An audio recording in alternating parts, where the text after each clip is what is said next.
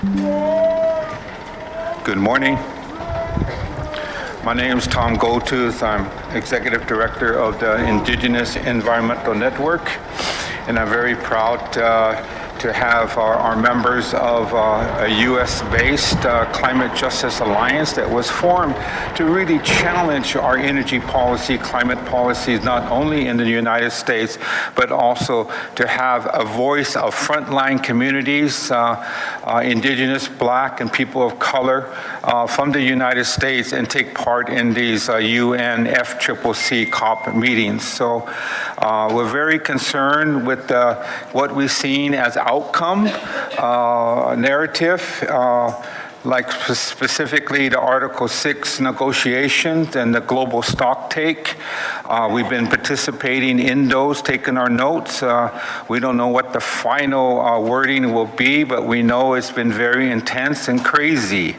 So at this time, with our North American frontline groups, that also includes our sister alliance from Canada, Indigenous Climate Action. We are here and to report on our articulation of the lack of progress at this COP. Our first speaker I'd like to introduce is Cheryl. Cheryl is a member of our Climate Justice Alliance. She is with the Chisholm Legacy Project. It's a Climate Justice Alliance member, and she based in Atlanta, but she's also, her roots come from Guyana, West Africa. So I'm proud to introduce her as our first speaker. Cheryl. Hi, everybody. West Africa. Hi, everybody. Thank you for allowing me to be here. As he said, my name is Cheryl Kopong, she, her pronouns. I'm from Atlanta, Georgia, with roots in Ghana, West Africa. Ladies and gentlemen and esteemed colleagues and members of the press, I'm honored to be before you today on behalf of the Chisholm Legacy Project. We are an organization that stands at the intersection of racial justice, gender justice, Black femme wellness, and we are rooted in a just transition. We serve as a vehicle for Black communities on the front lines of climate justice with resources to traverse the path from vision to strategy to action plan and implementation, as well as transformation. One of the projects that was birthed from our organization and authored by our fabulous executive director, Jackie Patterson, was something that we graciously refer to as the 1545 paper. And it details an inventory of the 15 ways that Black people are the most disproportionately affected by climate change, but also the 45 ways which they are leading in solutions. As we come to the close of COP28 and consider the very communities that we were sent here to represent, I can't help but notice two stark realities for all of our conference's participants. One, a web of business meetings run by people who only wish to maximize profit and continue down the trajectory of extraction till there is absolutely nothing left, not caring who they trample in the process. The other, a community weaved together of the most vulnerable and yet the strongest, yelling out into the wind, demanding their dignity and honor, fighting for the right to remain on their land, in their homes, to drink their water and to heal their own communities, representing their people and bringing their ancestors with them wherever they go. I highlight this because sometimes the frontline communities are portrayed as helpless by people around them, when in reality, in the face of unprecedented global challenges, it has become increasingly evident that the solutions that we seek must be rooted in the experience and wisdom of those who are directly affected. Our insights are invaluable, and we must be attentive to the expertise that emanates from the lived experience of these communities. The frontline communities exist in every part of the globe. Another thing that we do is the Global Afro-Descendant Climate Justice Collaborative, a mouthful, but we connect environmental justice activists across the diaspora, so on the continent of Africa, South America, Latin America, the US, Europe, etc. And we also talk to them about the solutions, about the ways that they're disproportionately affected and the solutions that they have. Why is this important? Because when we as the Global South, our most impacted communities across the world, are at the helm, we should be at the helm of all the conversations that will influence where and how we live. The ones, let me be very clear, the ones who created this climate crisis will not be the ones to solve it.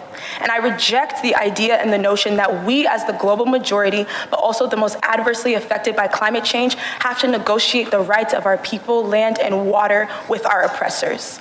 In a time where we see recolonization of Indigenous people across the globe, supported by Western nations and fueling a genocide in real time and in real life before our very eyes, it is more imperative than ever that we listen to the people, we cross-collaborate, and we strategize to build our collective power, because their time is up, and they know it, and we know it. So let us remember that frontlines are not just geographical locations, but they are spaces where communities are resisting, adapting, and innovating in the face of adversity. We are hoping to work together to amplify our voices, co-create a sustainable and just future for all. Together, we stand united in our commitment to taking back our power and to creating a brave new world where real people are at the center of our society. Thank you.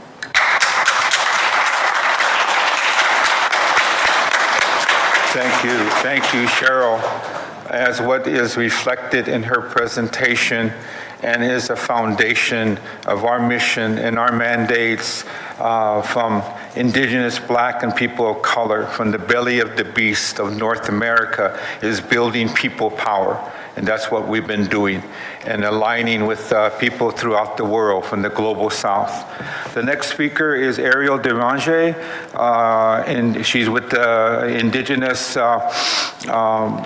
Climate Action, a co-founder and the executive director. She is Dene from northern so-called Alberta, Canada, from the Athabascan Chippewa First Nation.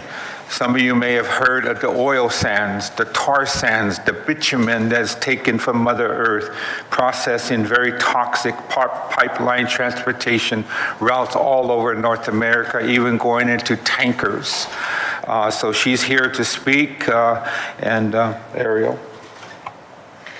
Masicho, thank you, Tom.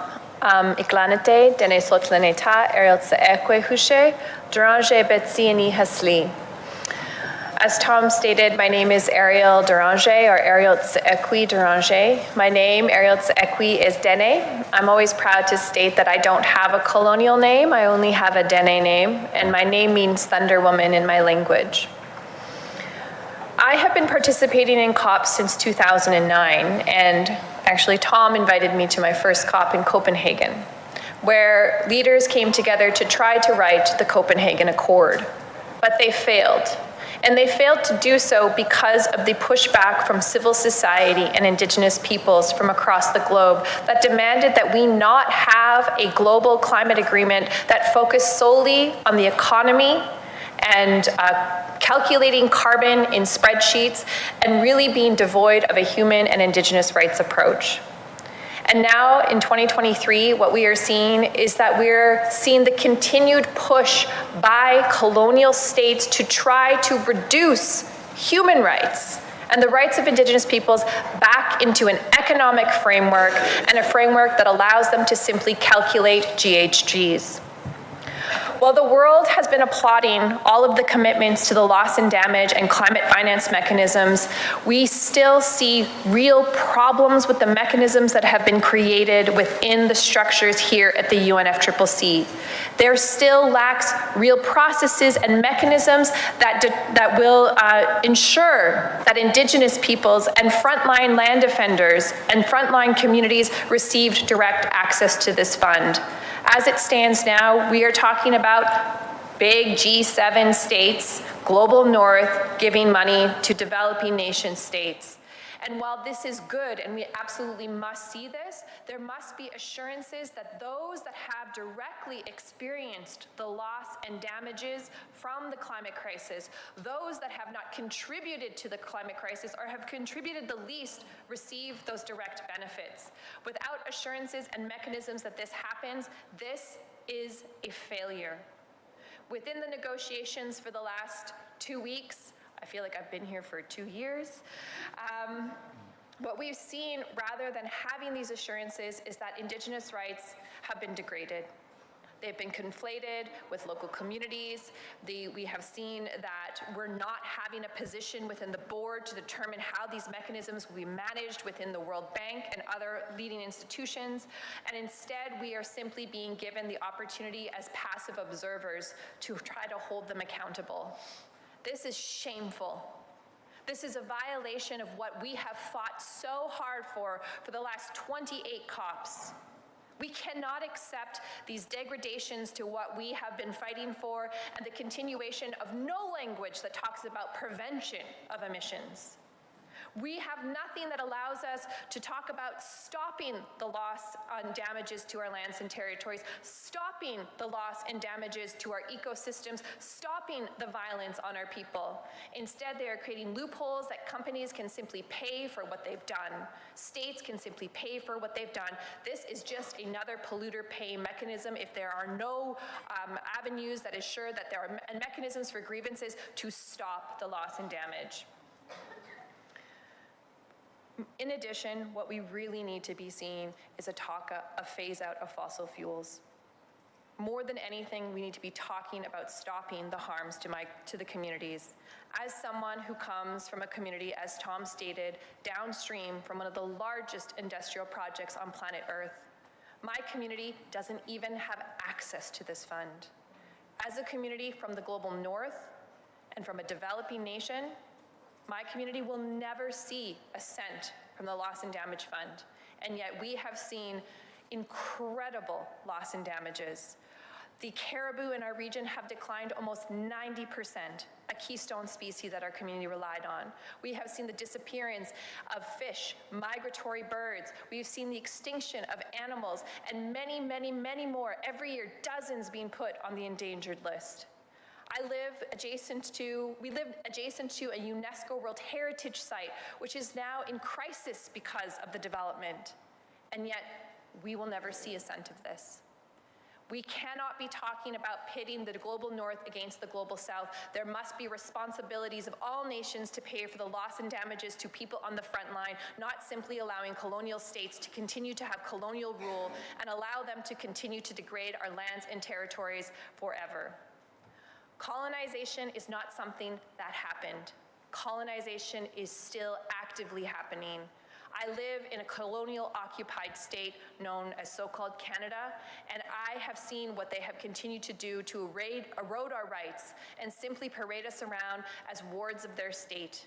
We need to be pushing forward for the sovereignty and self-determination, and that comes from mechanisms within the UN bodies that see us as sovereign states, not as simply passive observers. We must demand true upholding of human rights and the rights of Indigenous peoples across all mechanisms. Otherwise, this will continue to be a flop. Thank you. Masicho.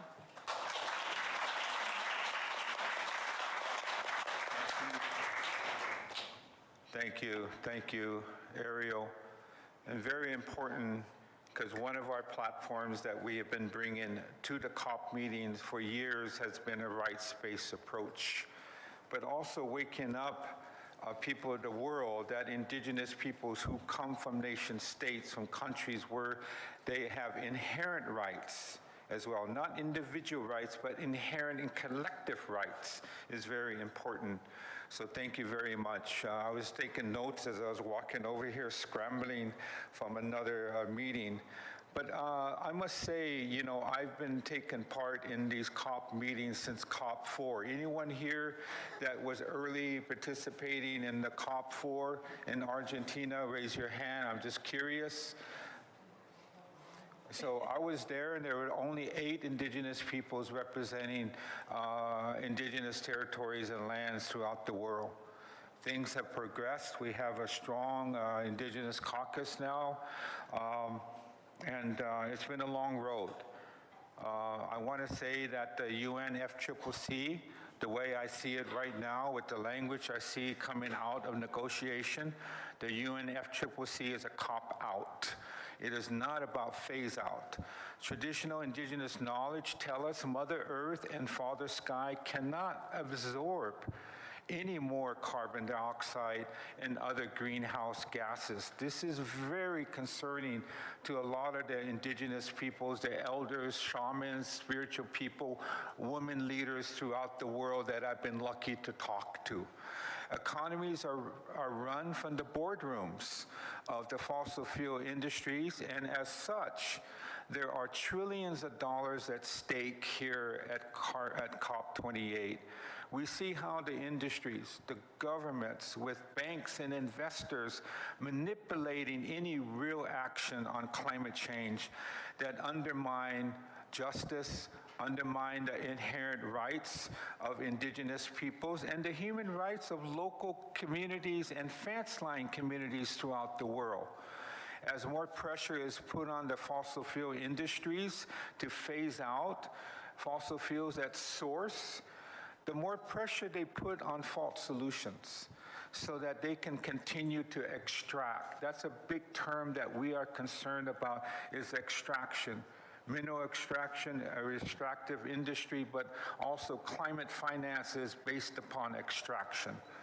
So our concern is that we see false solutions in the global stocktake as carbon capture and storage, hydrogen, nuclear, and nature-based solutions. And we also see it in the scheming processes of Article 6 negotiations with language that are an affront to climate justice and Mother Earth. We have our government here, very active, where I come from, that has been saying they are not comfortable with the intervention of Bolivia wanting the word Mother Earth in there because our country says there's no definition. I don't understand what you mean by Mother Earth. So these are things that we are witnessing here at this. So we say no to Article 6, no to carbon markets, no to removals, no to nature-based solutions. The climate crisis demands a rapid transition for a binding global phase-out of fossil fuels and all extraction and production at source. Thank you.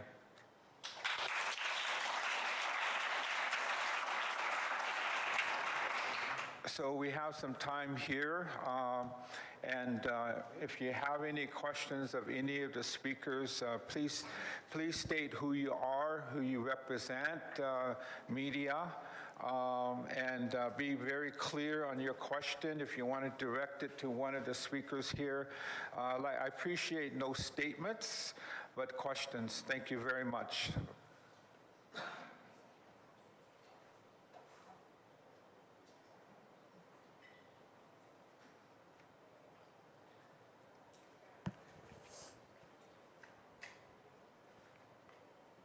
We have a microphone here available. We have one hand here.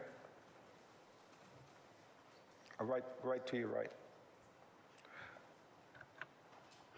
Thank you. My question is to any of the panelists. My name is Daisy Francor. I'm an Indigenous woman from the United States, from the United Nations, and my question is, what have some of the inequities that you've come across in climate finance here at COP28? You mentioned it, Ariel, so just wanting to hear your reflections about climate finance inequities. Thank you. I think when we talk about climate finance, some of the really sort of stark contrasts and inequities is countries in the global north are making some pretty small commitments considering the amount of impacts they've had. So, we saw Canada and the United States give less than $20 million each, and this is in comparison to the immense amount of emissions that these two countries create. And so when we talk about the inequities that we're seeing, countries aren't actually putting their dollars where the damages have come from, and there's an inequity to who actually accesses those funds and what those funds are going to be accessed for. And this is a real challenge because Tom mentioned false solutions. When we talk about false solutions in loss and damage, how is those climate finance mechanisms going to support the greenwashing of countries to push forward potential projects that aren't actually going to substantively improve the lives of communities down there? How are we going to ensure that we're moving towards an equitable future? In addition, some of the other challenges we've seen within the conversations around adaptation and just transition, which are directly related to climate finance, is within those conversations, we are still lacking definitions, clear definitions on those strategies. And the people that are driving those tables and making those decisions are not those that are going to directly benefit from those mechanisms and projects and definitions. It is states colonial states that have caused the harm, and it's corporations and oil and gas lobbyists that are sitting at those tables and trying to define what is just transition, what is the strategies to move forward. And again, Indigenous peoples that have inherent and internationally recognized rights are simply relegated to observer statuses over and over and over again. And I want to draw one really important thing when it comes to the Indigenous rights frameworks is right now what we've seen across all negotiations is this degradation to Indigenous rights by conflating them with local communities. I do not want to degrade the importance of the voices of local communities, but as Indigenous peoples, we have fought for decades to have internationally affirmed rights, and we are seeing governments now use language like local knowledges instead of traditional Indigenous knowledge systems or Indigenous knowledge systems. And we don't have a definition of what local communities are. We don't have a definition of local knowledges. And this really puts and compromises Indigenous peoples and further expands that inequity to being able to inform how we move forward to prevent further degradation, not only to our rights, but to our lands and territories, and who ultimately will have access to these funds. So there's still a lot of work to be done. It's not over.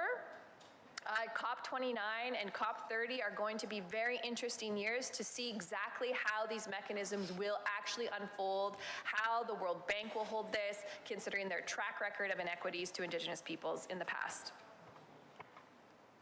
Thank you. Cheryl? So we know and understand that climate finance is different than funding. And a lot of times the frontline communities themselves, the ones that we are up here representing, don't ever see the money directly, despite being the most affected negatively by climate change and the climate crisis. We know that we're calling for climate reparations, right? So like, what does that look like at these levels? And then we know, again, like Indigenous peoples and Black peoples, they're dying as a result of climate change. They're dying as a result of, they can't feed their families, they can't drink the water that's around them, they can't plant on their land. And so we see the inequities, like my sister here was talking about how like a country like the United States, who has a military that is the biggest polluter in the world, like I'm from the US, we are contributing to carbon emissions and to just the death of people as a result of what we're putting out. $17 million is shameful. That's shame on us. If no one else is saying it, shame on us. So I don't know, we need to have these kinds of conversations, and we also need to, this is just like a little, tidbit as well, like as we're sitting around here and we know that there are all of these officials and people who are having these conversations,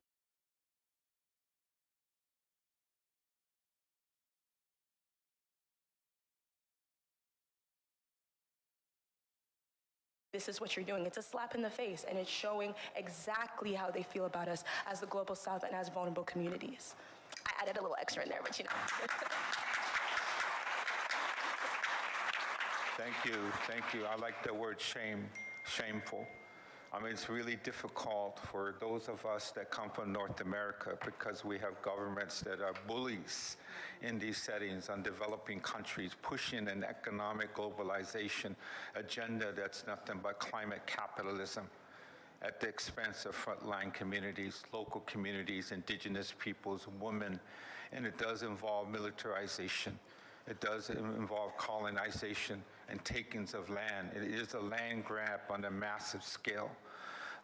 The money that can be, money can be important definitely to our communities, many communities that I've met, but there are some important questions such as, is this a financial mechanism or a direct fund? Do the donor countries or philanthropists expect a return on the money?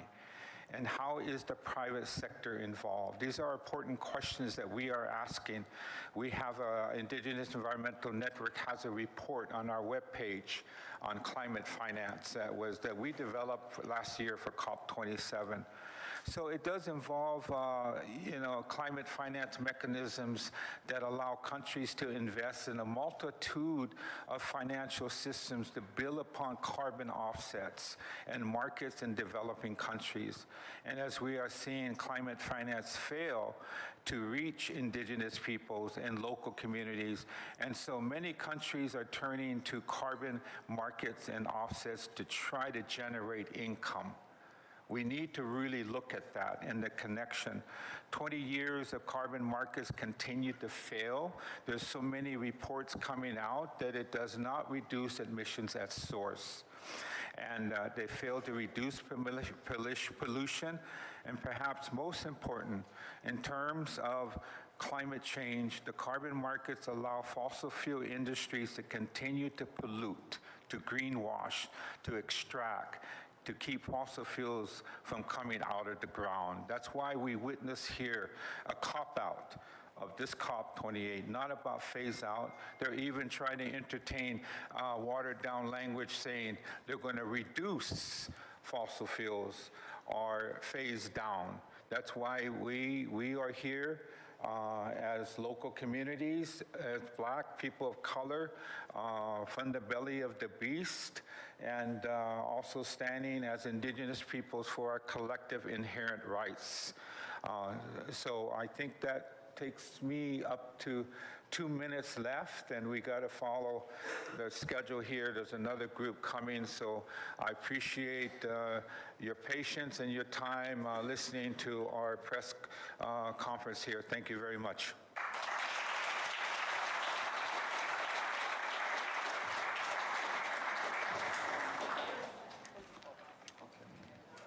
A photo.